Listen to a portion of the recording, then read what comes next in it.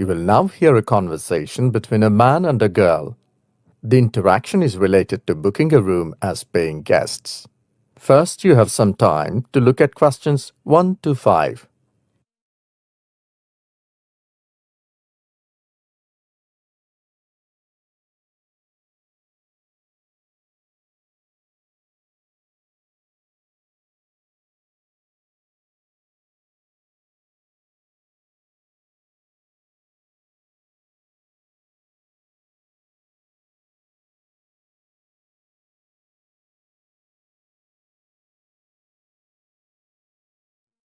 Hi, good morning. My name is Peter. How may I help you? Hi, my name is Lisa. I've come to know that you hire out rooms as paying guests to overseas students. Yes, we do. We have various sized accommodation. What are you looking for? I'm looking for a room which is neither too big nor too small, and we need a room that can accommodate 2 people with a small balcony and a garden. Along with this, it should be near to the college campus. Well, we have 2 rooms to adjust 2 to 3 people comfortably with attached washrooms and a small balcony on the first floor. A small garden is attached with the room on the ground floor. It seems as if it might be suitable. It is very clean and well maintained. I tried various places. Either they're far from my college or their maintenance is not so good. Okay, now what is the rent? It's $300 per week or $1,000 per month. Whatever you like. We do all the legal formalities first to avoid any consequences later. It's a little expensive. Can it be $250 per week? We would like to pay weekly. It will be convenient for me and my friend. Okay. Can you tell me when you were thinking to rent it from? Would you like to hire it from this week or next week? Whatever you decide, you have to pay security of $500 to book it. Okay, that's fine. I can pay it now and we'll rent it from this Monday. Okay. We don't allow smoking in the premises. We only allow playing soft music at low volume. That's okay. I think what I and my friend need is all here. I'm happy to go ahead. Now look at questions 6 to 10.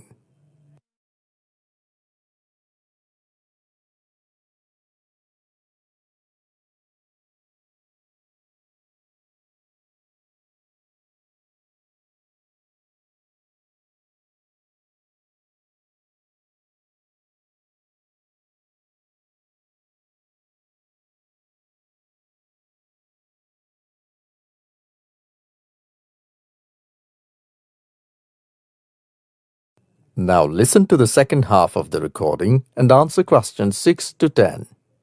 Can you give me your college identity information? Yes, sure. Then you'll have to fill in the tenant register form. What's your college ID number? It's written on my college ID card. It's 592551809. Fine. And which department? It's Department of Fine Arts, B Block. Okay, so that's B Block, Fine Arts Department? Yes, that's right. And contact number? My landline is 553297 with the code, but I'll give you my mobile number, which is 0999 888 1790. Okay, 0999 888 1790. Anything else? I need the same information for your roommate also. Okay. Her ID number is 925 9696 970. And she is from Law Department, A Block. Her contact number is 088 99 702 590. One last thing, your home country. Oh, I belong to Korea and she's from France. Oh, that's great. My father belonged to Korea and my aunts are living in France. Oh, one last thing. I forgot to write your names. My name is Lisa Lincoln and she is Susan John. Is it Lisa Lincone and Suzzanejohn? That's right. Anything else? No, nothing. Here is your receipt of the cash that you have deposited as a security. Thank you. Meet you on Sunday evening, the day we're planning to shift. You are most welcome. You will now have some time to check your answers.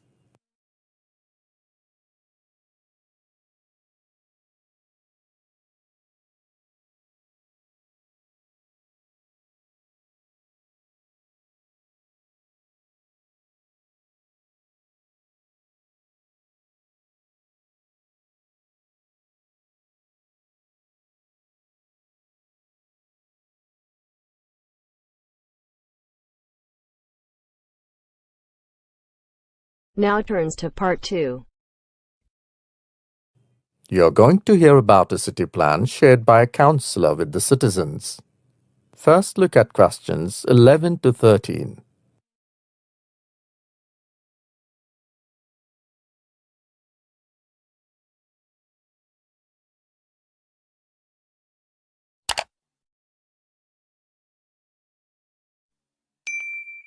Now listen to the recording and answer questions 11 to 13.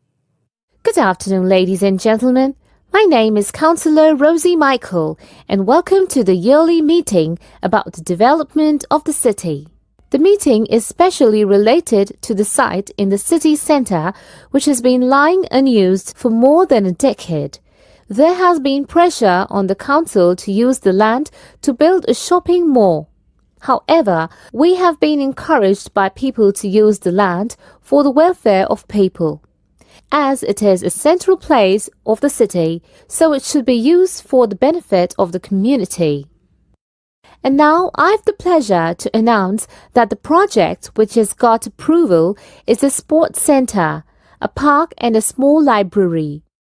I'm also pleased to announce that many local organizations have come forward to sponsor the projects which will help the government to complete it in a shorter span of time. A more detailed plan is available on the council's official website. In the meantime, I'd like to show you the plan on the screen. Now look at questions 14 to 20.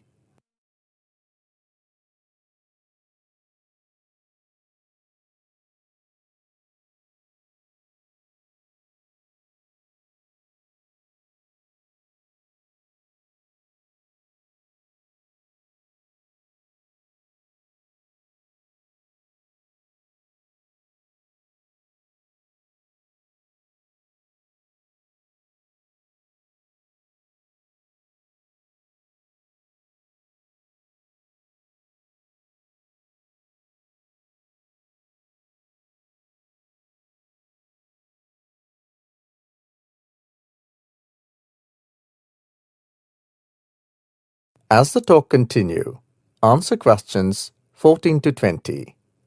Starting from here, we can have a look at the Arena Street, where the main entrance to the sports centre is there.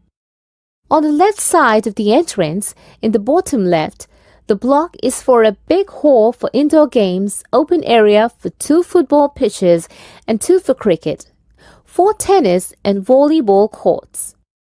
On the other side of the entrance, there will be another hall with the capacity to accommodate 500 people at a time. This will be an auditorium to conduct workshops and local functions. There will be another entrance on the top right which leads into English Street. Here in the center of the area, we will have a big light fountain which will be connected with part north, south, east and west to the different areas of the sports center. In the right top corner, just by the English Street entrance, there will be a small library. Of course, an educational area where elders can enjoy reading and mothers can enhance reading skills of their children. By the side of the library, a huge parking space is also planned. Now, in the top left corner, a park is planned which comprises of a walled, however garden with walkways, seats and lots of shady areas for summer. Next to this, there will be a cactus and a botanical garden. In the same corner, there will be swings and play area for children. More trees will be planted here to maintain the greenery and attractiveness of the place.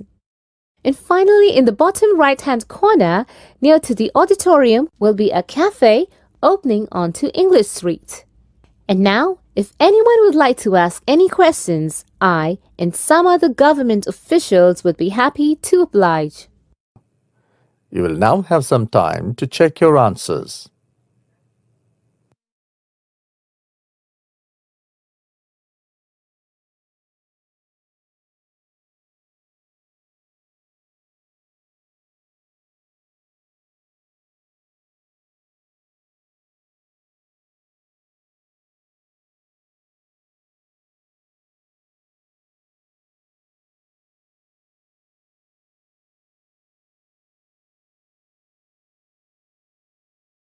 Now turns to part 3.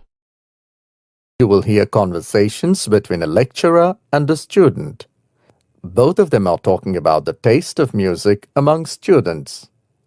Now look at questions 21 to 24.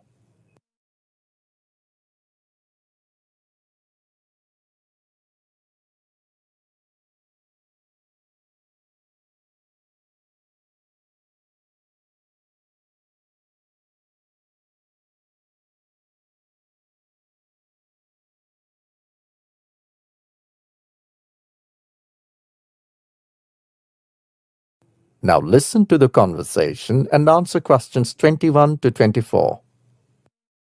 Peter, let's look at the survey you did yesterday related to the taste of music. So, where did you go? Dr. Goldston, I went to the music departments of our university and surveyed both types of students who studied vocal or instrumental music. So, what did you find? Well, I found people with diverse tastes. Some like folk, traditional, and even rock, jazz also. For playing instruments, also people like to play according to their liking. I'm not surprised. What were the favorites specifically? Well, to start with, playing instruments, George loves drums. He told me he has been playing drums since his childhood. At that time, he used to play with his schoolmates, and now he plays drums with his friends on weekends, in hotels or restaurants. They have their own band. Good, Peter. Do you also play an instrument? What do you like to play? I saw you playing at the last annual function of your college. There, I was a chief guest for the function. My favorite is the guitar. However, I don't play frequently. But if there is an opportunity, I never miss the chance. I started playing it in college. Yes, please. Mary likes to play violin. She's a violinist. Emmy likes flute, and it's her favorite. Both are freshers. What about vocal music? I contacted many students, but most of them like to sing either folk or some traditional songs in their own language. Most of the girls in the department are from Spain, so they sing songs in Spanish, and the boys are from India, and obviously they sing their Bollywood-style songs. How interesting.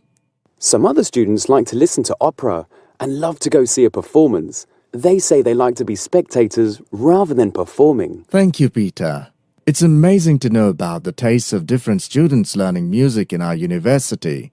I'll definitely call you at the time of performance. Now I want to switch discussion with a professor of Department of Music from another university. The discussion is mainly on the advantages and physiological effects of music. Now look at questions 25 to 30.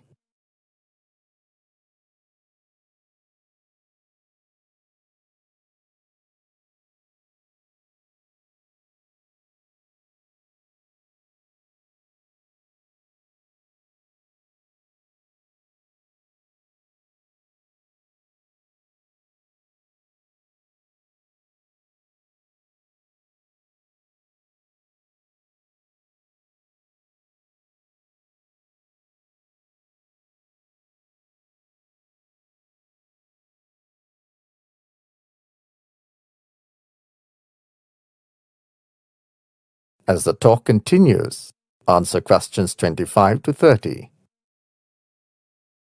For the purpose of this discussion, I'm going to divide this talk into two parts. One is advantages and the other is physiological effects of music.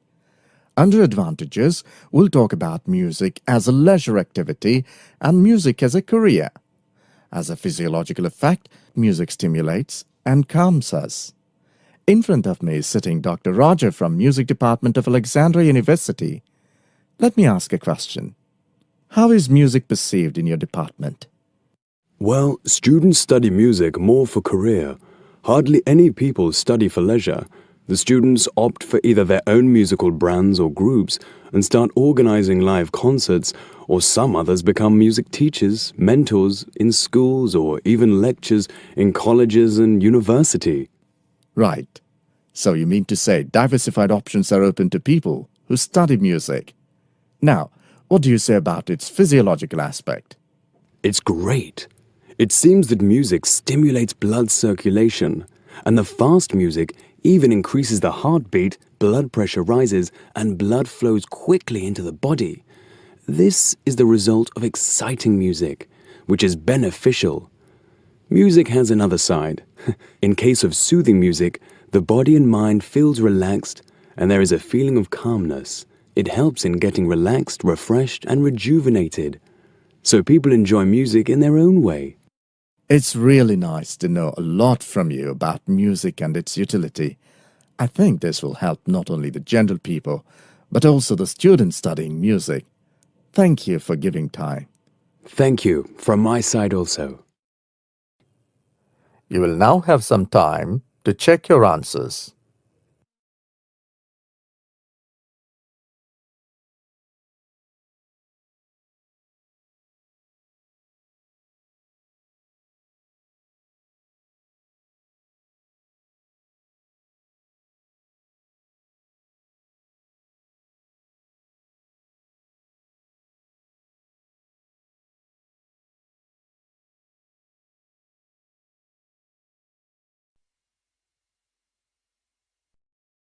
Now turns to part 4. You will hear an extract from a talk given by a production manager on the process of paper making in a factory. First, you have some time to look at questions 31 to 35.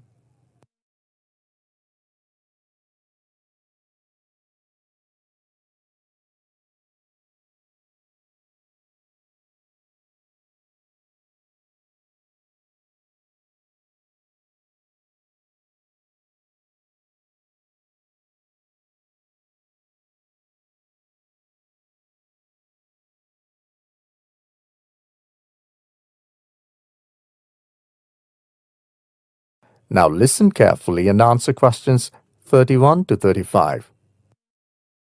Paper making is the process of making paper, a substance which is used universally today for writing and packaging. In paper making, a dilute suspension of fibers in water is drained through a screen so that a mat of randomly interwoven fibers is laid down. Water is removed from this mat of fibers by pressing and drying to make paper. Since the invention of the Ford denier machine in the 19th century, most paper has been made from wood pulp because of cost. But other fiber sources such as cotton and textiles are used for high-quality papers. One common measure of a paper's quality is its non-wood pulp content. Example, 25% cotton, 50% rag, etc. Previously, paper was made up of rags and hemp as well as other materials. Paper making, regardless of the scale on which it is done, involves making a dilute suspension of fibers in water and allowing this suspension to drain through a screen so that a mat of randomly interwoven fibers is laid down. Water is then removed from this mat of fibers using a press. The method of manual paper making has changed very little over time despite advances in technologies. The process of manufacturing handmade paper can be generalized into 5 steps. 1. Separating the useful fiber from the rest of raw material. Example, cellulose from wood, cotton, etc. 2. Beating down the fiber into pulp. 3. Adjusting the color, mechanical, chemical, biological, and other properties of the paper by adding special chemical premixes. 4. Screening the resulting solution. 5.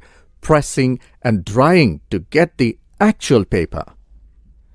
Screening the fiber involves using a mesh made from non-corroding and inert material such as aluminium, which is stretched in a wooden frame similar to that of a window. The size of the paper is governed by the size of the frame. This tool is then completely submerged in the solution vertically and drawn out horizontally to ensure a uniform coating of the wire mesh. Excess water is then removed and the wet matter fiber is laid on top of a damp cloth. The process is repeated for the required number of sheets. This stack of wet mats is then pressed in a hydraulic press very gently to ensure the fiber does not squeeze while drying. Sometimes the individual sheet is rolled to flatten, harden, and refine the surface finally. The paper is then cut to the desired shape or the standard shape A4, letter, legal, etc. and packed. Now look at questions 36 to 40.